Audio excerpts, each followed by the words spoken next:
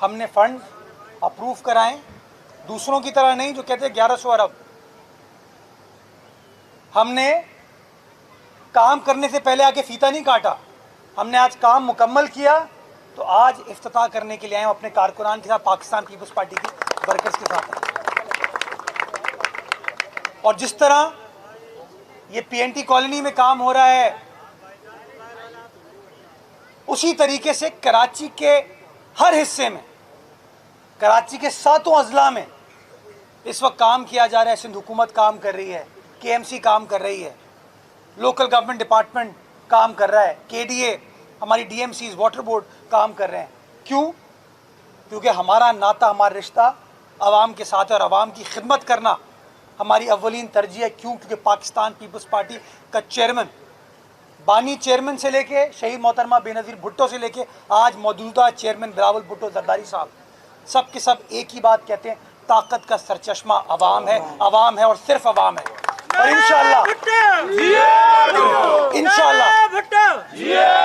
इंशाअल्लाह खिदमत का सिलसिला, लोगों के मसाइल हल करने का सिलसिला इसी तरीके से बिलावल भुट्टो जरदारी साहब की सरबराही में, मुराद अली शाह साहब की सरबराही में, नासिर शाह साहब की सरबराही में इसी तरीके से इंशाअल्लाह जारी व सारी रहेगा। और आप देखेंगे कि हकीकी तब्दीली, मुस्बित तब्दीली कराची शहर में पाकिस्तान पीपल्स पार्टी लेकर आएगी। इस उम्मीद के साथ कि आने वाला वक्त हमारे शहर कराची के लिए, हमारे सूबा सिंध के लिए और हमारे प्यारे प्यारे पाकिस्तान के लिए अच्छा होगा, बहुत अच्छा होगा। और जो हासिद हैं वो जलते रहेंगे और हम चीज़ों को बेहतर करते रहेंगे। पाकिस्तान जिंदाबाद।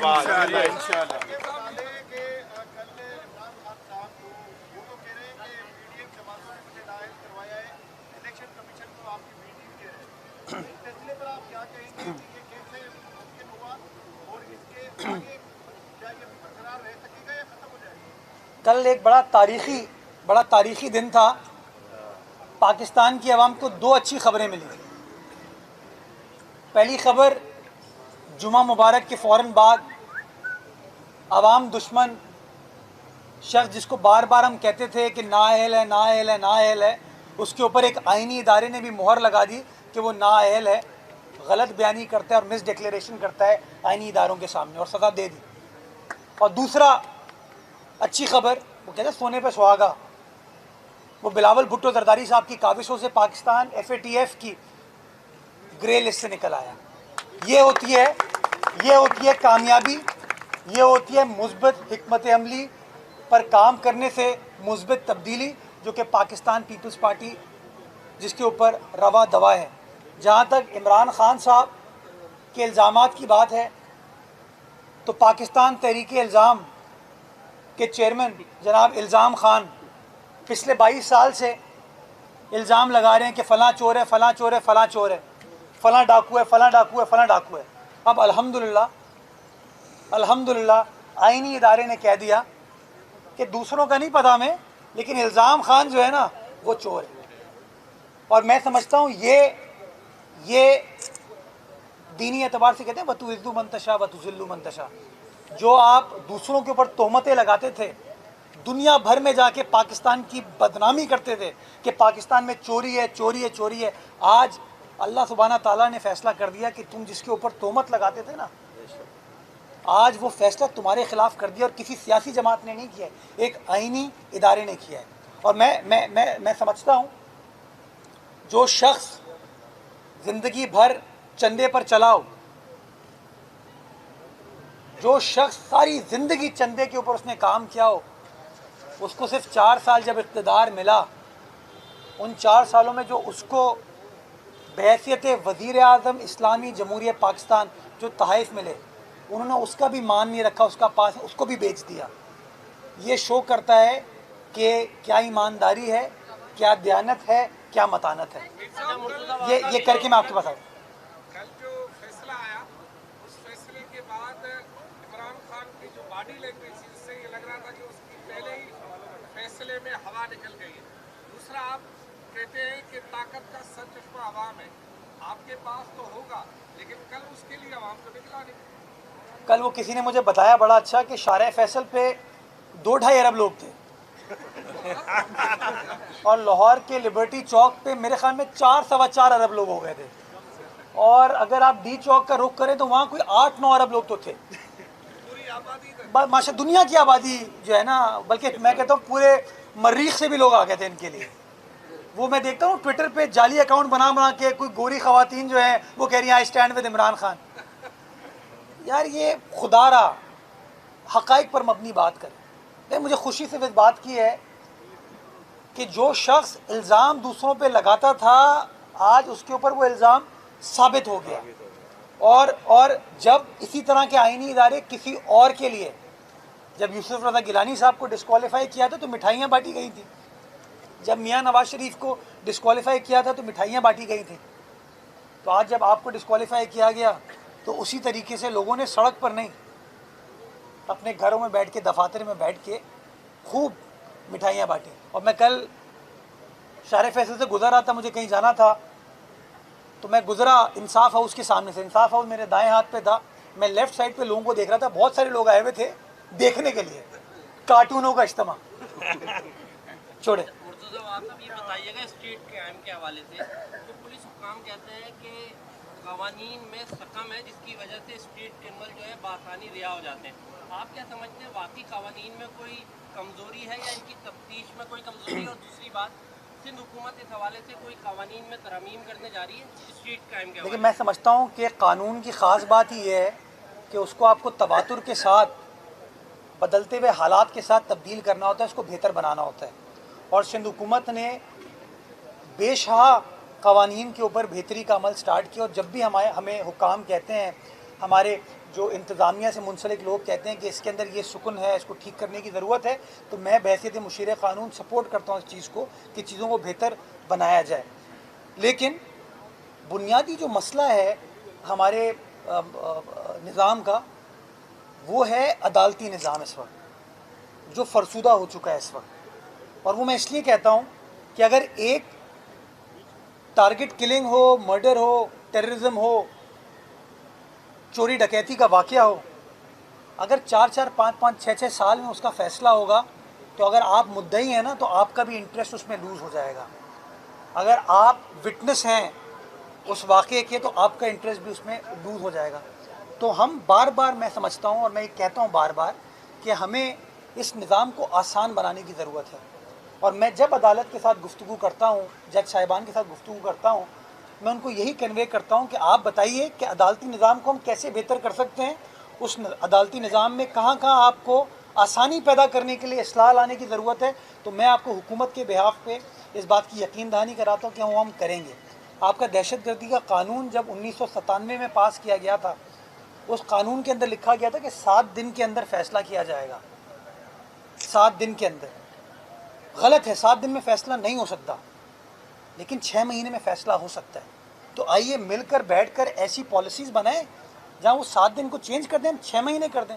लेकिन इस बात का हम तहिया कर लें कि यार ये फ़ैसला साजी जल्दी करनी पड़ेगी, तभी मैं समझता हूँ आप इस मामले को हल कर पाएंगे। बिकॉज मैं बार बार जब पुलिस वालों से बात करता हूँ, क्योंकि मुझे भी तकलीफ़ होती है जब इस तरह के टारगेट किलिंग का कोई अगर खुदा न खास्ता वाक़या हो, या जो गन पॉइंट पे स्ट्रीट क्राइम का वाक़या होता है, मुझे तकलीफ़ होती है। तो जब मैं आईजी साहब से बात करता हूँ, एडिशनल आईजी से बात करता हूँ, मजॉरिटी केसेस में कहते हैं कि सर हम बंदा पकड़ते हैं, महीने बाद उसकी बेल हो जाती है। तो क्यों ना हम निज़ाम को बेल ओरिएंटेड को छोड़ के हम फैसला ओरिएंटेड करें, कि बजाय इसके कि 1 महीने में बेल का फ़ैसला हो, 6 महीने के अंदर अगर केस का फ़ैसला हो जाएगा, जिसने जुर्म किया होगा वो सलाखों के पीछे जाएगा, जिसने जुर्म नहीं किया होगा झूठा मुकदमा बनेगा, वो बाइज़्ज़त बरी हो जाएगा। तो मैं समझता हूँ अगर हम चाहते हैं जेन्युइनली कि ये मसला हल हो, और आप मुझसे पूछ रहे हैं कि आप हुकूमत है, आप क्यों कह रहे हैं, मैं अदालती निज़ाम के हवाले से एकतरफ़ा तौर पर फ़ैसला नहीं कर सकता। मैं करूँगा तो वो काबिल कबूल नहीं होगा। तो मैं इसलिए बार बार रीच आउट करता हूँ कि जी आइए मिलकर बैठें, इस निज़ाम को ठीक करें। अगर हम इस प्रोसेस को आसान कर देंगे, टेक्नोलॉजी ओरिएंटेड कर देंगे, अभी शहादत आपको देने के लिए अदालत आना पड़ता है।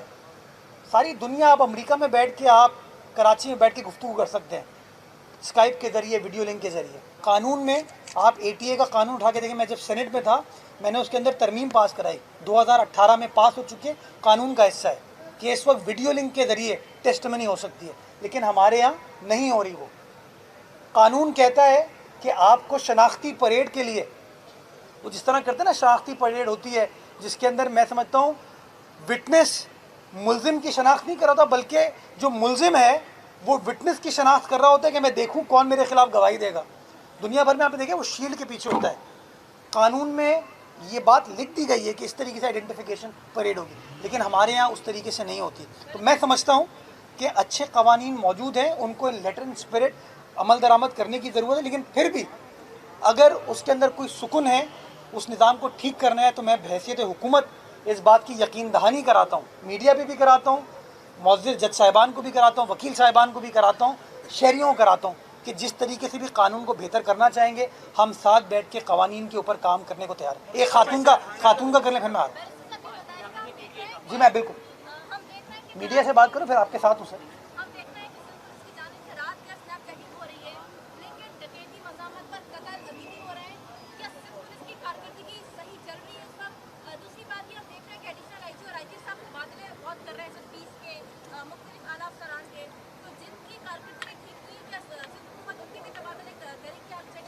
आपने कहा आईजी साहब एडिशनल आईजी तबादले करें, तो वो नहीं करेंगे तो आप करेंगे क्या? उनका काम है कानूनी एतबार से, चीफ सेक्रेटरी साहब का काम है तबादले करना। हुकूमत देखती है जहाँ पे वो मुतमईन है किसी से, उसको कंटिन्यू करते हैं, जहाँ इत्मीनान नहीं होता, परफॉर्मेंस के ऊपर इशूज़ होते हैं, तो तबादला कर दिया जाता है। और ये रूटीन की चीज़ें और नेचुरली की परफॉर्मेंस बेस्ड होती हैं और उनको होना चाहिए। जहाँ तक आपने बात की कि क्या मैं बहैसियत शहरी मुतमईन हूँ, देखिए इस वक्त स्ट्रीट क्राइम एक रियलिटी है, हो रही है। मैं ये कह दूं कि नहीं होती तो मैं हकीकत पर मबनी बात नहीं कर रहा हूँ। तो बहैसियत ज़िम्मेदार शहरी के, बहैसियत ज़िम्मेदार हुकूमत के हमारा काम है कि जो मसला है उसको समझें, उसको परखें और उसका तदारुक करने के लिए जो जो इक़दाम उठाने की ज़रूरत है वो किए जाएँ।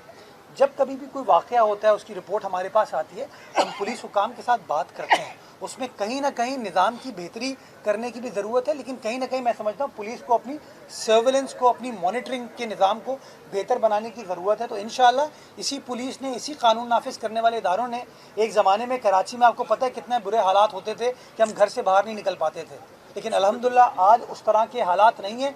क्यों? क्योंकि सिंध हुकूमत की गाइडेंस में, उस पॉलिटिकल इनिशिएटिव के ऊपर आपके कानून नाफिज करने वाले इदारों ने काम किया और आपने देखा कि कराची के जो हालात हैं लॉ एंड ऑर्डर के, उसके अंदर खातिर खा बेहतरी आई। अब एक स्ट्रीट क्राइम का ये प्रॉब्लम है जिसके अंदर मैं समझता हूँ कि हमें कानून में भी कुछ बेहतरी करने की ज़रूरत है, हमें पुलिस की मदद करने की ज़रूरत है और हमें निज़ाम को बेहतर बनाने की ज़रूरत है, ताकि जो लोग ये जुर्म करते हुए पकड़े जाएँ उनका कानूनी प्रोसेस जल्दी स्टार्ट हो और जल्दी ख़त्म हो, ताकि ये कानून के मुताबिक फ़ैसला किया जा सके किसने जुर्म किया किसने नहीं। जहांगीर रोड का बताइएगा, आपने उसका दौरा भी किया, उसका बीड़ा उठाया, पर जो फर्स्ट कारपेटिंग की थी वो भी उखड़ना शुरू हो गई और दो जगह ऐसी हैं, मैं निशानदेही गड़ा पड़ गया उसके अंदर, अब गड़ा पड़ गया। क्या मसला आ रहा है, क्यों नहीं बन पा रही है? बड़े आपने कॉन्फिडेंस के साथ उसकी शुरुआत की थी, फिर गुरु मंदिर से और तीन हट्टी जाने वाला ट्रैक, उसका भी काम होना है। ये सवाल है। उसके साथ ये पूछना चाहूँगा कि सड़कों का काम आप कर रहे हैं, आप क्या समझते हैं कि सीवरेज सड़कों से ज़्यादा बड़ा मसला है? वाटर बोर्ड, पानी शहर में इतनी ज़्यादा अवेलेबिलिटी है नहीं, अगर सीवरेज का काम भी वो ख़राब कर रहे हैं जिसकी वजह से सड़कें भी नहीं बन पा रही हैं, तो क्या होल सोल वो कसूर? देखिए सीवरेज के मसाइल हैं इस शहर के अंदर और वो नेचुरली निज़ाम इतना पुराना है सीवरेज सिस्टम। और जब मैं बात करता हूँ तो फिर वो नईमुर रहमान साहब के, जमात इस्लामी के दोस्तों को बुरी लग जाती है कि अगर प्लानिंग हुई हो 5 लोगों के रहने की, सीवरेज की लाइन डाली हो 5 लोग 10 लोगों के रहने की, और वहाँ पे अब माशाल्लाह उनकी कमर्शलाइजेशन की पॉलिसी की वजह से वहाँ पे 1000 बंदे बसते हों, तो आपका सीवरेज का जो निज़ाम है वो तो चोक होगा। तो या तो हम आज फैसला कर लेंगे पूरे शहर के सीवरेज के निज़ाम को रीडू करेंगे रोड, तो जब हम ये करेंगे तो ये काम होने में टाइम लगेगा, कोई 10 अरब डॉलर दरकार हैं। जब हमने डायग्नोस्टिक स्टडी कराई थी तो नेचुरली इतने वसाइल, हम फर्स्ट वर्ल्ड मुल्क तो है नहीं, इतने वसाइल नहीं हैं, तो इसको पीस मील में करना पड़ेगा, रोक रोक के किया जाएगा, फिर लोगों को दुश्वारी होगी। तो हम क्या कर रहे हैं, जहाँ जहाँ काम स्टार्ट करते हैं नई सड़क बनाने का, उससे पहले सीवरेज को ड्रेनेज के ऊपर काम करते हैं। जहांगीर रोड के अंदर भी आपको पता होना चाहिए, यही गैर मुनासिब चीज़ है हमारे यहाँ कि सारा इल्ज़ाम आप KMC के ऊपर लगाते हैं, मेरे ऊपर लगा देते हैं। वो सड़क मैंने नहीं बनाई थी, वो सड़क पाक PWD ने बनाई थी। वज़ीर आज़म इमरान ख़ान ने उसके फंड्स दिए थे। PTI के मरहूम MNA आमिर लियाकत साहब का वो हल्का इंतखाब था। उन्होंने KMC से, DMC से, DC ऑफिस से, वाटर बोर्ड से NOC लिए बगैर डेवलपमेंट का काम किया। डेवलपमेंट का काम करते हुए सेवरेज को, ड्रेनेज को चोक कर दिया। नतीजा यही हुआ कि कुछ अरसे में पानी ओवरफ्लो हुआ और रोड तबाह हो गई। मेरे लिए सबसे आसान काम था, मैं जाता, वापस सड़क बनाता और चले जाता। मैं कहा नहीं, हमारे KMC के हालात ख़राब है माली। मैंने फ़ंड अरेंज किए। पहला काम मैंने किया कि जो लियाकताबाद से गुरु मंदिर की साइड जाती है उसकी नई ड्रेन डाली, और वो ड्रेन डली और आपने देखा बारिशों के बाद उस drain it worked out well कि उस तरीके से पानी वहाँ नहीं खड़ा हुआ। सड़क बनाने का जब वक्त आया तो पाक PWD ने इस बात की यकीन दहानी कराई थी कि आप सेवरेज को, ड्रेनेज को ठीक कर दें, सड़क हम बना लेंगे। जब हमने ड्रेन डाल दी तो उन्होंने कहा जी हमारे पास इस वक्त वसाइल नहीं है काम करने के। तो या तो मैं धरना देता जमात इस्लामी की तरह, या मैं फाइलों को फेंक देता दूसरों की तरह। तो मैंने फिर क्या किया, मैंने कराची के तमाम इदारों को बिठाया। मैंने कहा भाई बताएं कौन कौन सी स्कीम कहाँ अवेलेबल है। तो पता चला KDA की स्कीम अवेलेबल थी। मैंने KDM हुक्काम से बात की कि आप इस सड़क के ऊपर काम स्टार्ट किए, जो सपोर्ट चाहिए होगी KMC आपको प्रोवाइड करेगी। उसका पहला कोड डाला, काम कंप्लीट नहीं हुआ। पहला कोड एक साइड का डाला, उसके ऊपर लोगों ने जाके ये बात करना शुरू कर दी। जो गड़ा पड़ा उसके ऊपर फौरी तौर पर मैंने DG KDA से बात की और मैंने कहा कि जी आप इसकी इंक्वायरी करें, इसकी इन्वेस्टिगेशन करें। पेमेंट अभी उस ठेकेदार को नहीं हुई है। और दूसरी साइड का भी काम मैंने इसलिए रोका हुआ है कि दूसरी साइड की भी ड्रेन को, सेवरेज को उन्होंने चोक कर दिया था इन लोगों ने जब पाक PWD ने काम किया था। तो जब सेवरेज ड्रेन ठीक होगी, जब पानी लीक नहीं करेगा, तब उसके बाद में उसकी कारपेटिंग स्टार्ट